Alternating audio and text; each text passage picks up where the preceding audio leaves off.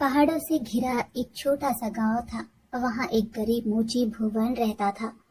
वो एक टूटी फूटी छोटी सी झोपड़ी में रहता था।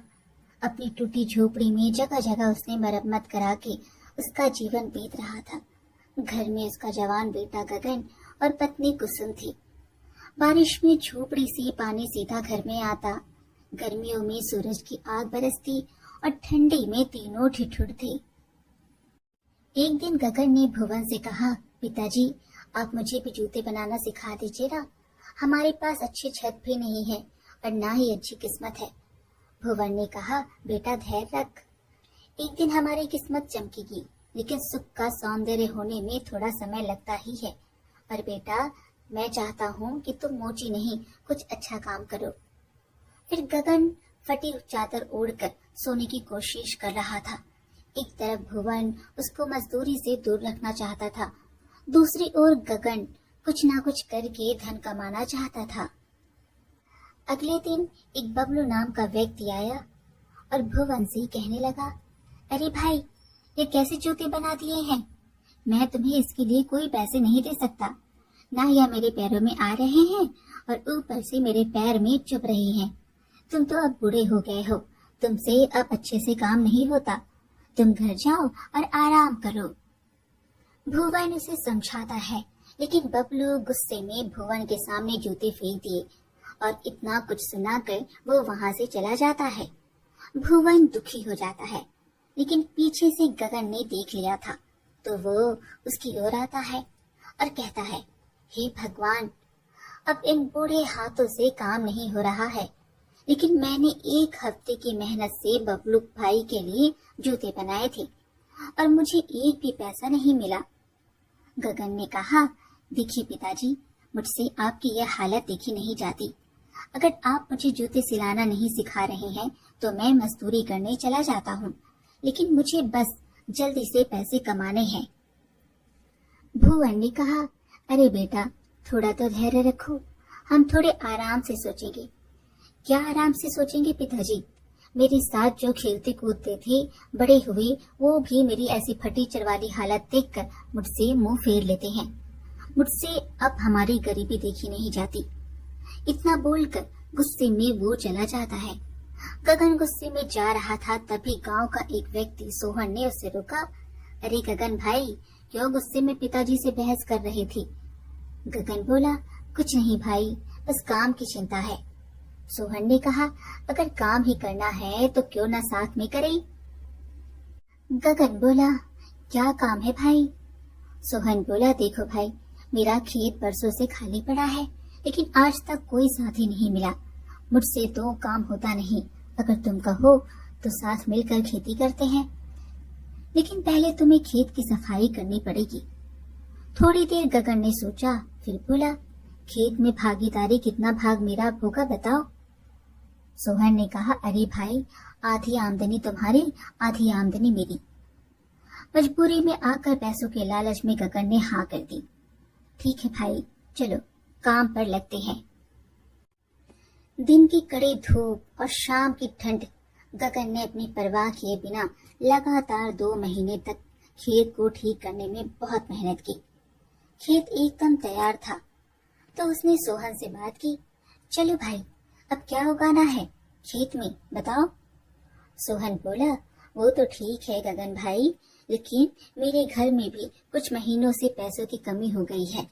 खेत के लिए मुझे एक जमींदार से अच्छा दाम मिल रहा है, तो मैंने सोचा इसे बेच दूं। इतना सुनते ही गगन गुस्से में बोला, क्या कहा? जमीन बेच दोगे तो मेरा क्या होगा? मुझे भी हिस्सा चाहिए। सोहन बोला, अरे अरे, हिस्सा कैसा? यह जमीन मेरी है, चलो यहाँ से निकलो, हटो। सोहन गगन को धक्का देकर खेत से निकाल देता है। गगन बहुत दुखी हो जाता है। वो रोते हुए जा रहा था, हे भगवान, कैसी किस्मत लिखी है तूने मेरी। सोहन को अपनी जमीन बेचनी थी और इसलिए खेती के बहाने उसने मुझसे 2 महीने सफाई का काम भी करवा दिया, झूठ बोलकर, और मुझे मजदूरी भी नहीं दी। गगन जब घर पहुंचा तो भुवन ने कहा, बेटा, मुंह क्यों उतरा हुआ है तुम्हारा? पिताजी, मुझे कुछ करना है, मुझे कुछ बड़ा करना है। मैं मजदूरी करने गया था तो मेरी किस्मत ने भी मेरा साथ नहीं दिया। बेटा, अब तो काम करने कहाँ जाएगा? इससे अच्छा तू जूते पॉलिश कर, थोड़ा थोड़ा करके 2 वक्त की रोटी तो हो ही जाती है। कब तक 2 वक्त की रोटी के लिए मैं और आप ऐसी मजदूरी करते रहेंगे बताओ? देखना बेटा, एक दिन तुम जरूर कामयाब बनोगे। क्या कामयाब पिताजी? हर काम से मुझे निकाल दिया जाता है या मेरे साथ कोई ना कोई चाल चल देता है। गगन दुखी होकर सोच में पड़ गया। वो मजदूरी करने जाता तो वहां से उसे निकाल दिया जाता और उसकी छोटी छोटी गलती पर उसे लोग चिढ़ाते थे। झोपड़ी जैसे अपने घर की खिड़की से गगन चांद सितारे देख रहा था और उसके मन में काफी सारे ख्याल भी आ रहे थे। गांव में गगन का लोग मजाक उड़ाते थे, कहते थे जिस तरीके से दर्जी का बेटा जिएगा तब तक सिएगा, उसी तरह मोची का बेटा जिएगा तब तक जूते और चप्पल ही छुएगा। सब लोग गांव में उसका बहुत मजाक उड़ाते। गगन की गरीबी का उपहास करना मानो उनका रोज का काम बन गया था। गगन सोचता, मेरे गांव वाले मुझे ऐसा क्यों कहते हैं? मेरा कोई मित्र भी नहीं, ना कोई मेरी हालत समझने वाला है। दूसरे दिन गगन जंगल में लकड़ी काट रहा था और वहां से एक तेजस्वी महर्षि निकलते हैं। लंबी काली जटा, मुख पर तेज, हाथ में कमंडल। गगन उन्हें देखता है और उनके तेज को देखकर दंग रह जाता है। अरे कितने तेजस्वी महर्षि हैं। तभी वे संत बोले, अरे बेटा सुनो, तुम तो काफी मेहनती बालक लगते हो। गगन ने उनके पांव छुए और कहा, आशीर्वाद दीजिए महर्षि। आप कौन हैं? बेटा मैं तपस्वी हूँ, नगर भ्रमण के लिए निकला हूँ, लेकिन तुम थोड़ी चिंता में लग रहे हो। गगन बोला, अरे नहीं नहीं महर्षि, आइए आपको मैं अपने घर ले चलता हूँ। बेटा मैं अभी यात्रा पर हूँ, नहीं रुक सकता कहीं भी, लेकिन तुम जरूर ही कुछ छुपा रहे हो मुझसे। महर्षि ने कमंडल से पानी अपने हाथ में लिए और ध्यान लगाया। गगन सब देख रहा था। गगन ने पूछा, आप क्या कर रहे हैं? महर्षि ने कहा, अरे बेटा अपने अंदर इतना दुख समेटे हो, तुम्हारा घर टूटा है, गांव में सब लोग तुम्हारा उपहास करके तुम्हारा उपयोग किया है, तुम्हारे माता पिता भी बूढ़े हो गए हैं। गगन बोला, बाबा आप तो मेरे मन की दुविधा समझ गए, आप तो ज्ञानी लगते हैं, कृपया कोई उपाय बताइए। देखो बेटा, तुम्हारी किस्मत बदलने वाली है, भाग्य चमकने वाला है, लेकिन उससे पहले तुम्हें अग्नि परीक्षा से गुजरना होगा। तुम एक दिन बहुत बड़ा नाम कमाओगे और धन दौलत और ऐश्वर्य की कोई कमी नहीं रहेगी, लेकिन ध्यान रहे किस्मत के खेल में हार मत मान लेना। तुम्हें सोच समझकर हर कदम उठाना है। उतना कहकर वे महर्षि तो वहां से चले गए और खुशी से झूमता हुआ गगन घर आया।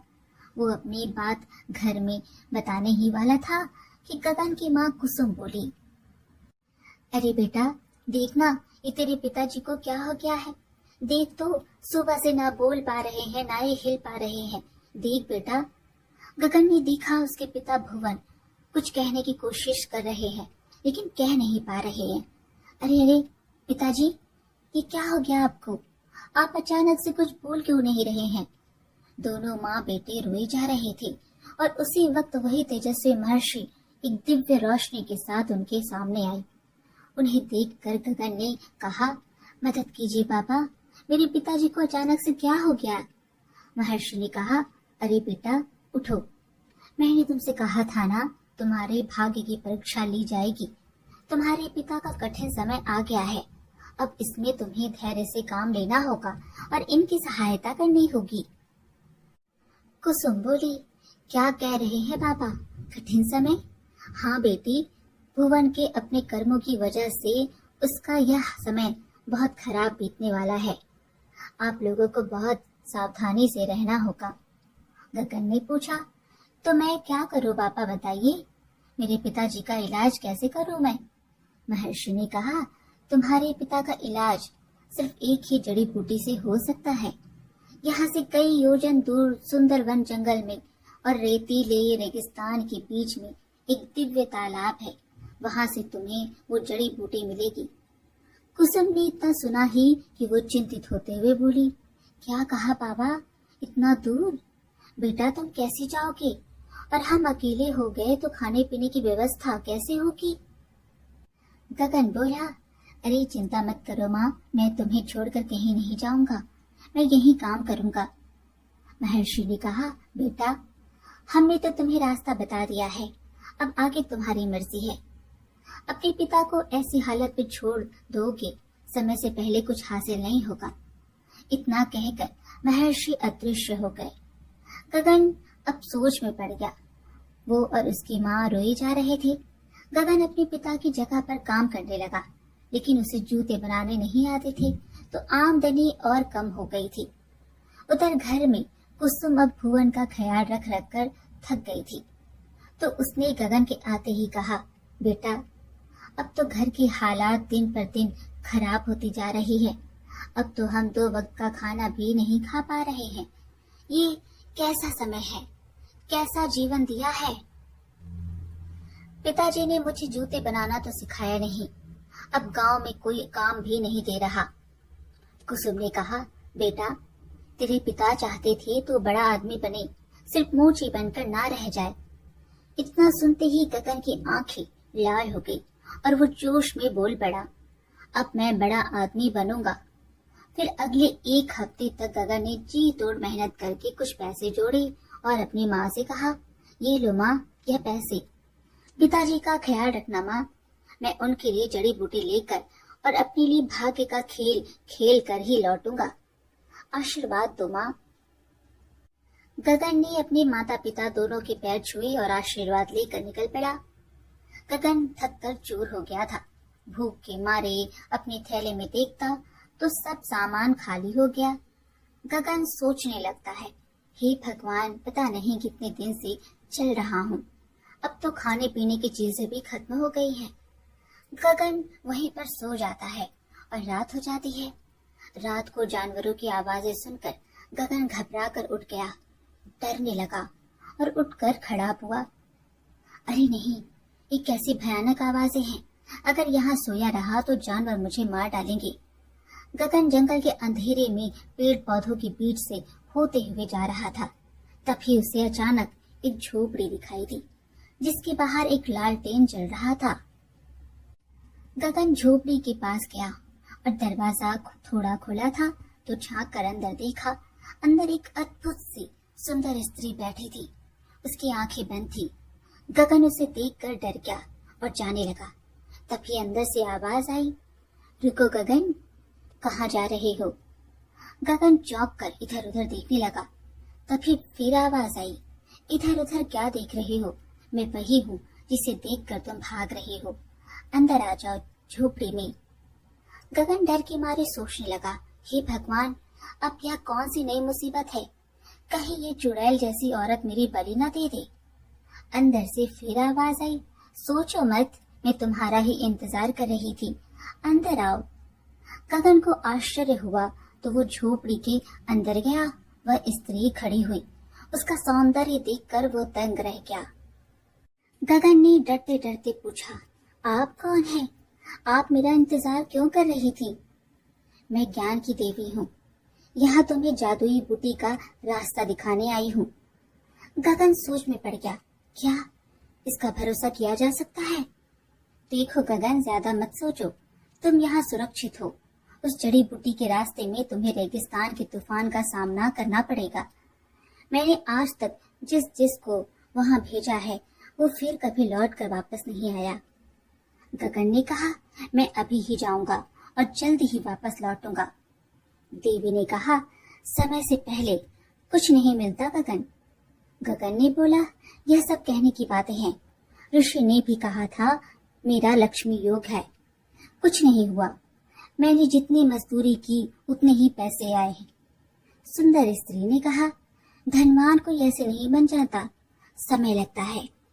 गगन बोला, मेरा समय मत खराब करिए, मुझे अपने पिताजी को ठीक करके अपने लक्ष्मी योग का पीछा करना है। ठीक है, जाओ, लेकिन जंगल पार सिर्फ सुबह ही कर पाओगे। अगर वापस लौट आए तो तुम्हारा विवाह एक परी से होगा जो तुम्हें धनवान बना देगी। इतना सुनते ही गगन हंसने लगा। आप अच्छा मजाक करती हो। स्त्री ने कहा, तुम मत मानो, मुझे पता है तुम भूखे हो, इससे कुछ खाने की चीजें और काम की वस्तुएं हैं। और हाँ, तालाब के ऊपर तैर रही चमकीली पत्तियां ही वह जड़ी बूटी है जो तुम्हें चाहिए। देवी ने उसके थैले को जादू से भर दिया। गगन यह देखकर हैरान रह गया। यह तो चमत्कार है। मैं ज्ञान की देवी हूँ। आगे अगर रात में सफर किया तो जंगली जानवर तुम्हारा रास्ता रोक देंगे। मुझे नहीं लगता। गगन तो घमंड में निकल पड़ा। थोड़ी दूर चलते ही आगे बिल्कुल वैसा ही हुआ। रास्ते में 2 बाघ बैठे थे। गगन उन्हें देखकर डर गया और पेड़ पर चढ़ गया। पेड़ पर बैठकर गगन सोचने लगा। वो ठीक ही कह रही थी, सुबह ही आना चाहिए था। पूरी रात गगन ने पेड़ पर गुजारी और सुबह होते ही गगन नीचे उतरा और चलता गया। जब भूख लगती तो वो थैले में से खाना खाता। दिन ढलते गए और कई दिनों तक चलने के बाद गगन रेगिस्तान तक पहुंच गया। गगन सोचता है, यह थैला तो सच में जादुई हो गया है। जितना खाया उतना ही सब वापस आ जाता है। ज्ञान की देवी ने कहा था यहाँ से यह नक्शा काम आएगा। गगन एक नक्शा निकालता है और उसके सहारे चलता जाता है। थोड़ी दूर जाते ही धूल मिट्टी का तूफान आ जाता है और रेगिस्तान की रेत उड़ने लगती है। अरे नहीं, कुछ दिखाई नहीं दे रहा, लेकिन फिर भी अपने हाथों को आगे करके गगन चलता गया तो आगे रेत में धंस गया। गगन चिल्लाने लगा, बचाओ बचाओ बचाओ मुझे। गगन के नीचे गिरते ही तूफान थम गया और गगन ने देखा रेगिस्तान के बीचों बीच सुरंग का इतना बड़ा जाल है। वो हैरानी से देखने लगा और आगे बढ़ने लगा, लेकिन सामने से बहुत सारे बिच्छू आ रही थी। गगन भागने लगा। तभी उसे याद आया, अरे देवी ने कहा था मेरे थैले में काम की चीज है। वो भागते हुए थैले में हाथ डालता है तो एक मशाल निकलती है जो बाहर आते ही अपने आप जल जाती है। आग को देखकर बिच्छू रुक जाते हैं।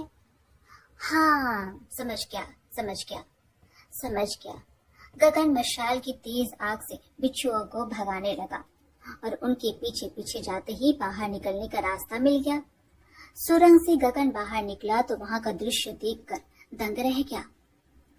अरे वाह, कितनी सुंदर जगह है और ये इतनी मधुर खुशबू। तभी गगन को एक तालाब नजर आया। लगता है यह पानी जादुई है। तभी उसकी नजर पानी में तैर रही जड़ी बूटी पर पड़ी। वो जड़ी बूटी है, चलो ले आता हूँ, जल्दी ये पिताजी ठीक हो जाएंगे। मुझे फिर लक्ष्मी के योग का पीछा भी तो करना है। गगन उसके पास जाता है और जड़ी बूटी को छूने की कोशिश करता है तो सारी पत्तियां पानी के अंदर चली जाती है। तभी गगन को एक आवाज सुनाई देती है, अरे रुको गगन, इतनी भी क्या जल्दी है? अगर यह दिव्य जड़ी बूटी पाकर अपने पिता को ठीक करना है तो मेरा भी एक काम कर दो। गगन सोचने लगा, ये किसकी आवाज है? अरे मैं नीचे हूँ, देखो तो। गगन, मैं जलपरी मत्स्य देश की राजकुमारी हूँ। गगन ने जलपरी से पूछा, जलपरी आप मुझसे क्या चाहती हो? तुम्हें मेरा एक काम करना होगा तो ही मैं तुमको यह जड़ी बूटी ले जाने दूंगी। जड़ी बूटी को पाने के लिए तुम्हें अपनी काबिलियत साबित करनी पड़ेगी। गगन थोड़ी सोच कर बोला, वो कैसे? जलपरी बोली, तुम्हें मेरी सहेलियों के लिए एक छोटा सा पुल बना देना होगा जो जमीन को तालाब के मध्य तक जोड़े। अगर 3 दिन में यह काम कर दिया तो मैं तुम्हें इस तालाब की जादुई जड़ी बूटी ले जाने दूंगी। जल्दी करो, तुम्हारे पास ज्यादा समय नहीं है। यह जड़ी बूटी पकने के 1 हफ्ते बाद ही खराब हो जाती है। गगन परेशान हो गया, लेकिन फिर भी वो जंगल जाकर लकड़ियां लाकर पुल बनाने लगा। 3 दिन तक लगातार काम करके गगन ने पुल तैयार कर लिया। जलपरी पानी के बाहर आती है। अरे वाह गगन, सच में तुमने साबित कर दिया कि तुम मेहनत का फल पाने के लिए तैयार हो। यह लो, तुम्हारे पिताजी का इलाज करने के लिए जादुई जड़ी बूटी। इसका रस उन्हें पिला देना। जलपरी के हाथ में एक रंग बिरंगी रोशनी चमकी और जड़ी बूटी हाजिर हो गई, जिसे उसने गगन को दे दी। गगन ने कहा, शुक्रिया जलपरी, अब मुझे जाना होगा। जलपरी ने कहा, ध्यान से जाना और ज्ञान की देवी को जरूर मिलकर जाना। गगन दौड़ता हुआ आगे बढ़ने लगा और वापस लौटते समय वो ज्ञान की देवी के पास जा पहुंचा। देवी ने खुश होते हुए कहा, वाह गगन, तुम आ गए। मुझे लगा वापस नहीं लौट पाओगी। गगन बोला, अब मुझे जल्दी से अपने पिताजी को ठीक करना है। देवी बोली, लेकिन तुम्हारे धनवान होने की बात तो भूल ही गए क्या? गगन बोला, नहीं तो मैं अब जान गया हूँ कि समय से पहले कुछ नहीं मिलता और मेहनत के बगैर तो भाग्य समय पर भी नहीं खुलता। मैंने इस जड़ी बूटी को पाने के लिए बहुत मेहनत की है, लेकिन फिर भी सिर्फ समय आने पर ही मुझे यह मिली। देवी ने कहा, गगन, मैं तुम्हें बस यही ज्ञान देना चाहती थी। मैं एक श्रापित परी थी जिसका विवाह कभी नहीं हो सकता था, लेकिन फिर मुझे महर्षि ने आशीर्वाद दिया था कि जिस किसी को भी मैं इस जड़ी बूटी तक पहुंचा दूं और उसके अंदर ज्ञान का दीपक जला दूं, वही मेरा पति बनेगा। तो क्या तुम मुझसे विवाह करोगे? विवाह का प्रस्ताव सुनकर गगन तो हैरान ही हो गया। गगन कहने लगा, अरे कहाँ मैं और कहाँ आप? मेरी इतनी औकात कहाँ कि मैं ज्ञान कन्या से विवाह करूं। अब तुम काबिल हो चुके हो और तुम्हारा लक्ष्मी योग भी आ चुका है। अब समय आ गया है कि तुम मुझसे विवाह कर लो और एक सुखी जीवन जियो। गगन बोला, अरे रुको रुको रुको, कहाँ इस गरीब मोची को अमीरी के सपने दिखा रही हो? मेरे पिताजी मेरा इंतजार कर रहे हैं। मेरी माँ भी बहुत दुखी है, वो चिंता कर रही होगी। तुम चिंता मत करो, मैं वहाँ तुम्हें ले चलती हूँ। वो स्त्री ने फिर ध्यान लगाया और एक चमत्कारी रोशनी के साथ वो और गगन दोनों गगन के घर पहुंच गए। गगन को घर पर देख कुसुम ने कहा, अरे बेटा, तू आ गया? हाँ माँ, और ये रही जड़ी बूटी। गगन ने जड़ी बूटी पीस कर अपने पिता को पिला दी। फिर एक चमत्कारी रोशनी उनके अंदर आई और वो ठीक हो गए। ठीक होते ही भुवन ने कहा, अरे बेटा, मैं ठीक हो गया, तुमने मुझे ठीक कर दिया। हर दिन तेरी माँ रोई जा रही थी। अरे ये लड़की कौन है? माँ, पिताजी, यह वही लड़की है, ज्ञान की देवी, जिसने मेरी सहायता करी। अब यह मुझसे विवाह करना चाहती है। तू बता बेटा, क्या तुझे यह पसंद है? गगन शर्माते हुए बोला, जी माँ, मैं भी इससे विवाह करना चाहता हूँ। फिर सुंदर स्त्री ने कुसुम और भुवन के पैर छुए और एक दिव्य प्रकाश के साथ उनका घर सुंदर महल जैसा शानदार बन गया और एक बड़ी तिजोरी भी उनके इस कमरे में दिखी, जिसमें सोना, चांदी और हीरे जवाहरात दिखाई दे रहे थे। यह सब देखकर गगन कहने लगा, क्या सच में मैं धनवान बन गया? भुवन ने कहा, बेटा, मैंने कहा था ना कि क्या पता तुम्हारी किस्मत में लिखा हो कि जूतों से दूर रहोगे तो ही तुम्हारा भाग्य खुलेगा। गगन बोला, नहीं पिताजी, दरअसल समय से पहले किसी को कुछ नहीं मिलता और समय आने पर भाग्य का लिखा भी पाने के लिए भी पूरी ईमानदारी से मेहनत करनी जरूरी है। गगन समझ चुका था, अगर लक्ष्मी योग है भी तो भी मेहनत का ही फल मिलता है। भाग्य और मेहनत दोनों साथ देंगे तभी इंसान सफल होगा। आज की कहानी यहीं पर समाप्त हुई। फिर मिलेंगे एक और कहानी के साथ। कहानी पसंद आए तो लाइक शेयर जरूर करें और चैनल को सब्सक्राइब करना बिल्कुल ना भूलें। धन्यवाद।